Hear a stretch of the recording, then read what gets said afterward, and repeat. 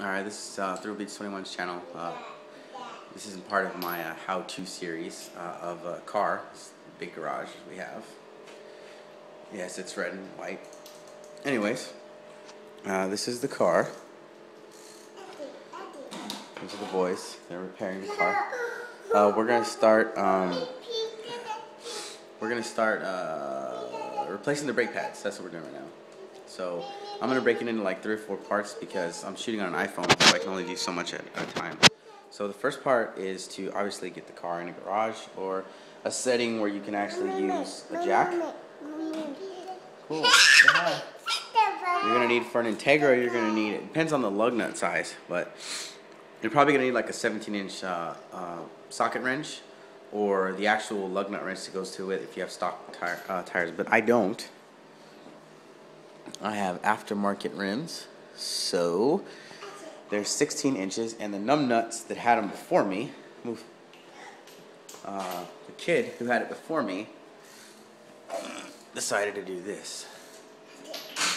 Look at how rusted that bolt is. And it's like a cheap ass lug nut locking mechanism. It's called M12LS. Cheap shit, cheap stuff, sorry. Cheap stuff. So I ended up having to pry those off, not take them off, pry them off with the socket wrench we have. And I bought, get off the car, please. Jesus, horrible. I ended up spending $16 and I got these, which are Gorilla lug nut locking system. They come with brand new lug nuts. Nice and pretty. They come with locks for each wheel, so nobody can steal it and put it on blocks.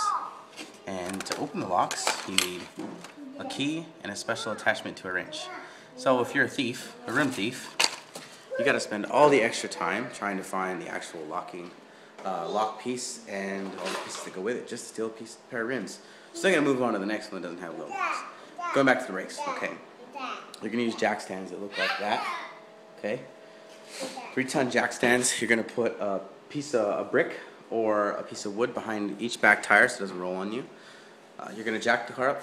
You're gonna put it on jack stands, maybe like the first notch because this car is so low. And you're gonna make sure it's settled right. You're gonna take the tire off. So you're gonna take all the lug nuts off. You're gonna pull the tire off. You're gonna expose the rotor. Then you're gonna have the brake pads, and I'll show that part of the video in my next one. So stay tuned for part 2, where I actually get to after taking off the tires and getting to the rotor.